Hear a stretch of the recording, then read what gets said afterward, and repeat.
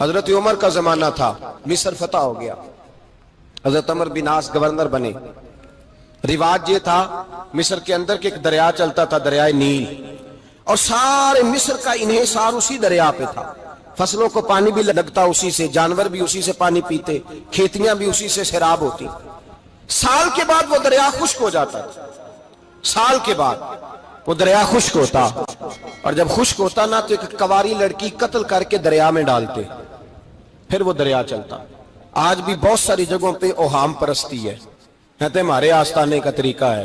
میں نے کہا آستانے کا اس آستانے کا طریقہ ہوتا ہے جس آستانے کا تعلق در مصطفیٰ سے ہوتا ہے، باقی کسی آستانے کا اپنا کوئی ذاتی طریقہ نہیں۔ طریقہ وہ جو میرے نبی پاک کا طریقہ ہے، اس سے ہٹ کر کون سا طریقہ ہے؟ ہمارے آستانے کا طریقہ ہے، ہماری یہ رسم ہے، ہمارا یہ رواج ہے، اٹھا کے بھاگ جاؤ رسم و رواج۔ ہمارے رسم و رواج رسول اللہ کی سنت کے پابند ہے۔ سارے بولیے صلی اللہ ہو، پھر ایک دفعہ پڑھیے درود شریف صلی اللہ ہو، 3 دفعہ کر لیں تاکہ تعداد ہو جائیں۔ صلی اللہ ہو نبی پاک صلی اللہ علیہ وسلم کا طریقہ اصل طریقہ ہے۔ حضرت عمر فاروق کو جناب عمر بن عاص، اور کہتے ہیں کہ پکا طریقہ یہ تھا کہ جب تک لڑکی قتل کر کے ڈالتے نہیں تھے دریا چلتا نہیں تھا۔ حضرت عمر کو خط لکھا کہ حضور یہ معاملہ ہے، اور لوگ مجھے یہی کہتے ہیں، میں نے لوگوں کو سمجھایا ہے کہ اسلام ظلم کا حکم نہیں دیتا، ظلم کی اجازت نہیں دیتا، کیسے لڑکی قتل کی جائے؟ اب آپ بتائیں کیا کرنا ہے؟ حضرت عمر ایمان، یقین، استقامت، پہاڑ ہے یہ لوگ۔ حضرت عمر نے 2 خط لکھے، ایک حضرت عمر بن عاص کے نام، دوسرا دریائے نیل کے نام۔ 2 خط لکھے، ایک خط لکھا دریا کے نام، ایک خط لکھا عمر بن عاص گورنر کے نام۔ گورنر کے نام خط لکھا تو فرمایا جتنے یہودی ہیں، عیسائی ہیں، کمزور ایمان والے، سب کو دریائے نیل پہ لے جا، اور میرا یہ دوسرا خط دریا میں ڈال دے اور سب کے سامنے ڈالنا۔ کہتے ہیں یہ خط پڑھنا چاہے تو تجھے اجازت بھی ہے، سنیے اور سر دھنیے اور سوچئے کہ اصل کمزوری کہاں آئی ہے۔ رمضان کے سب سے پہلے جمعے میں سب سے اہم موضوع چھیڑا ہے، کمزوری اور نقص واقعہ کہاں ہوا ہے۔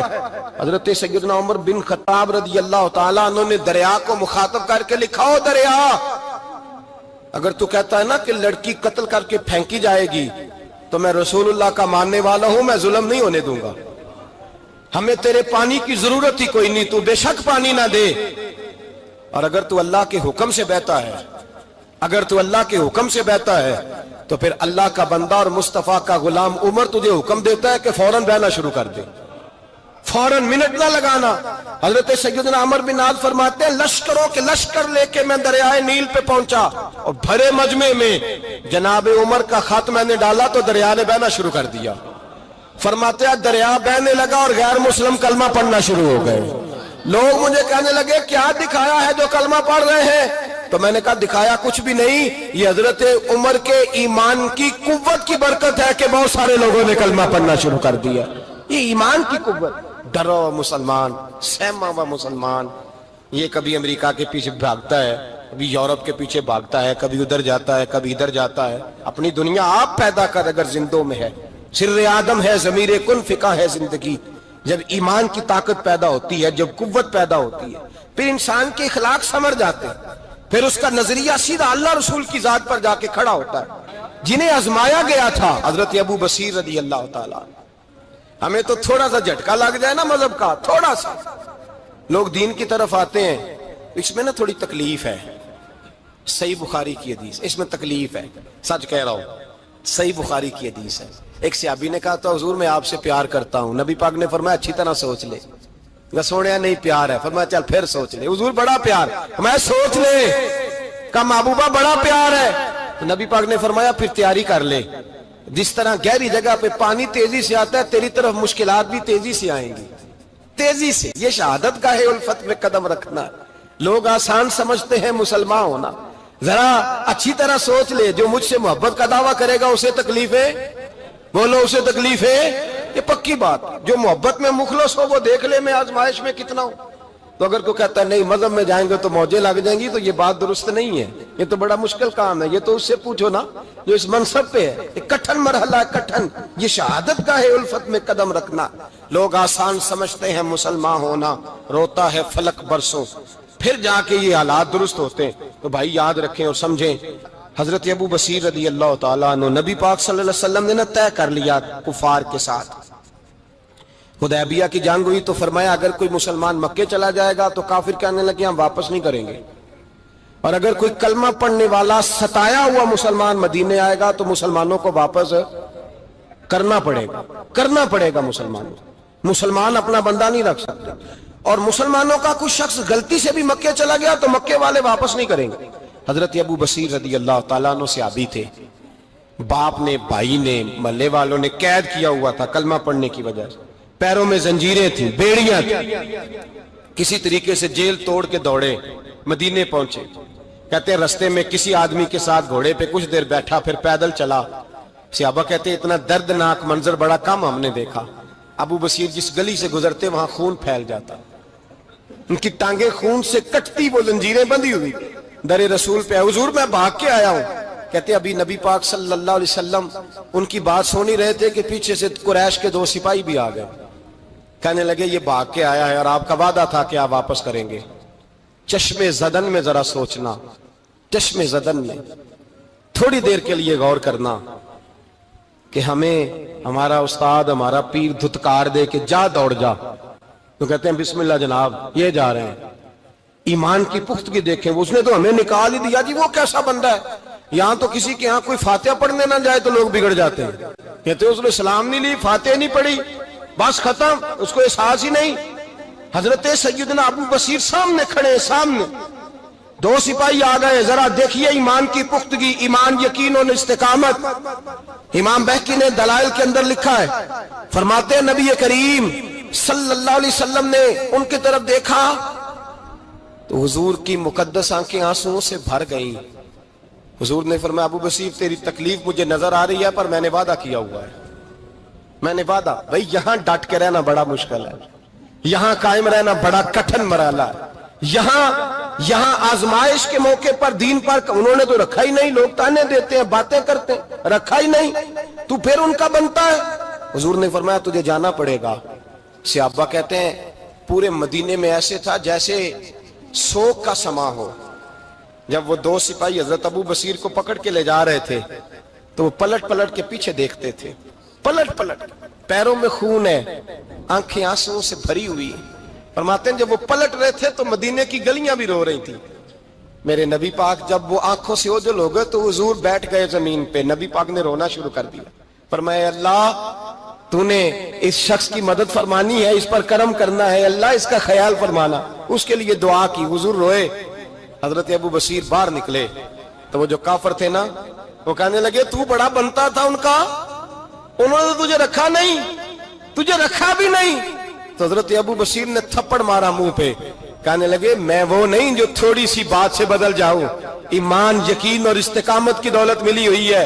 آپ فرمانے لگے میرا تو ایمان اور پختہ ہو گیا ہے کہ میرا نبی اپنے وعدوں کا بڑا پابند ہے، میرا رسول اپنے وعدوں کا بڑا پابند ہے۔ حضرت ابو بصیر کہتے ہیں مدینے کی سرحد گزر گئی تو میں نے کھینچی تلوار، ان میں سے ایک سپاہی، اب آؤ میرے مقابلے میں جس نے آنا ہے۔ ایک کو مارا، دوسرا بھاگ گیا۔ فرماتے اب میں مکے جا نہیں سکتا تھا، جاؤں گا تو وہ زیادہ ماریں گے، مدینے حضور نے قبول نہ فرمایا۔ فرماتے ایک جنگل میں جا کے العیس نام کی ایک بستی تھی، وہاں ڈیرا لگا لیا، دریا کے کنارے، پانی پی لیتا، پتے کھا لیتا، تن تندور ہڈاں دا بالن تے اسی ہاواں نال تپایا، کپ کپ مکیاں پیڑے کیتے تے اتوں صبر پلیتھن لایا، تن دی ہانڈی تے من دا سالن اتے لون صبر دا پایا۔ غلام فریدا وے میں ساری تیری، غلام فریدا وے میں ساری تیری، تینوں وجہ یقین نہیں آیا۔ فرماتے سالوں پتے کھائے، اب جو بھی وہاں سے تنگ ہوتا وہ میرے پاس آ کے پناہ لیتا، جس کو مکے والے مارتے میرے پاس آ کہتے تانے دینے والے آ کے کہتے ہو تم کس طرح کے نوکر ہو، تمہیں تو انہوں نے رکھا ہی نہیں۔ ہم نے کہا چپ کر جا، وہ ہمارے آقا ہیں، وہ ہمارے آقا ہیں، رکھیں تب بھی ٹھیک ہے، نہ رکھیں اللہ اکبر۔ ایمان دیکھو، قوت دیکھو، جیڑیاں خسماں دی وچ رضا وسن پاگ جاگ جاندے اونا گولیاں دے تے میں گڈی ہتھ ڈور سجن دے، او جنج رکھے اونج رہنا ہے، واجب نہیں جے وچ شریعت مندہ خسم نو کہنا۔ فرمایا بس ٹھیک ہے، جس طرح حضور راضی ویسے ہی ہم راضی۔ حضرت ابو بصیر رضی اللہ تعالیٰ عنہ کے پاس 300 صحابہ اکٹھے ہو گئے. 300. حضرت ابو بصیر جب مدینے کی سرحد سے گزر رہے تھے نا تو نبی پاک نے ایک آواز دی تھی, فرمایا ابو بصیر ایک وقت آئے گا کہ میرا پیغام تجھ تک پہنچے گا, ایک ٹائم آئے گا. حضرت ابو بصیر سے جب کوئی کہتا نا کہ زندہ کس بات پہ ہو تو فرمانے لگے مصطفیٰ کے فرمان پہ بڑا یقین ہے, بلاوا آئے گا, مجھے یقین ہے کہ مجھے بلاوا, بڑی امید ہے سرکار قدموں میں بلائیں گے اور کرم کی جب نظر ہوگی مدینے, مجھے یقین ہے کہ مجھے بلاوا. حضرت ابو بصیر رضی اللہ تعالیٰ عنہ فرماتے ہیں کہ وقت گزرتا گیا, 300 لوگ اکٹھے ہو گئے. جب کوئی مسلمانوں کا قافلہ مکے کے پاس سے گزرتا تو مکے والے لوٹ لیتے تھے. حضور نے بھی اجازت دی مدینے والوں کو, اگر ان کا قافلہ کوئی آئے تمہیں بھی حملے کی اجازت ہے, کفر کا مال مال غنیمت ہے.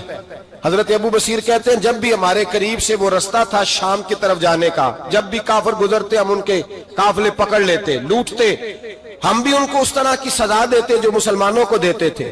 فرماتے ان کا جینا محال ہو گیا. ہاتھ باندھ کے نبی پاک کی بارگاہ میں گئے, کہنے لگے یہ شرک ختم فرما دیں اور آپ ان کو بلا لیں.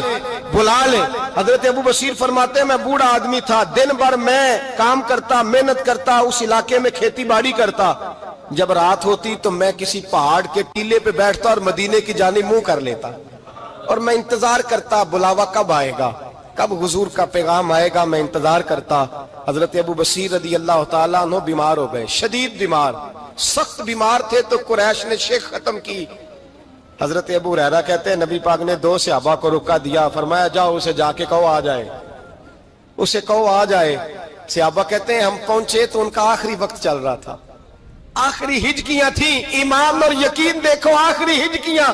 لوگ کہتے ابو بصیر وقت آ گیا, وہ کہتے ہیں نہیں ابھی وقت نہیں آیا, وقت تب آئے گا جب نبی پاک کا بلاوا آئے گا. حضور کا وعدہ تھا وقت تب آئے گا جب میرے نبی کا بلاوا آئے گا, بھی بلاوا نہیں آیا تو ابو بصیر کا وقت بھی نہیں آیا. صحابہ کہتے ہم نے جا کے رکا, تھمایا, اٹھنے کی بھی طاقت نہیں تھی.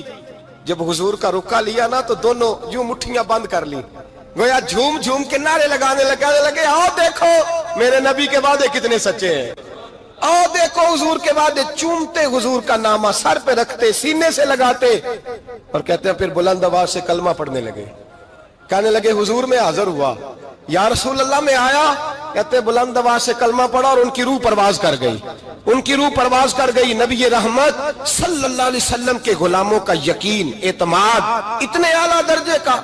کمزور مسلمان, دائیں بائیں دیکھتا مسلمان, کفر کے وعدوں پر اعتبار کرتا, یہودی عیسائی اور سکھ کے وعدوں پر اعتبار کرتا, دنیا دار ٹھگ اور چور کے وعدوں پر اعتبار کرتا, یہ رب کریم کے وعدے پر اعتبار نہیں کرتا, یہ اللہ رسول کے ساتھ اپنی توجہ کو مبذول نہیں کرتا. میرے رسول کریم سید عالم صلی اللہ علیہ وسلم کے غلاموں نے اعتماد کر کے, یقین کر کے ہمیں بتلایا ہے کہ جب تیرے پاس یقین کی دولت ہوتی ہے پھر تو دنیا کا طاقتور آدمی ہوتا ہے. جب تیرے پاس ایمان کی قوت ہوتی ہے تو دنیا کا سب سے مضبوط شخص ہوتا ہے. اپنے آپ کو مضبوط کریں. حضرت موسیٰ کلیم اللہ علیہ السلام کا زمانہ مبارکہ تھا, قحط پڑ گیا, بارش نہیں ہوتی. ہم لوگ نا اب تو خیر ہمارے پاکستان میں تو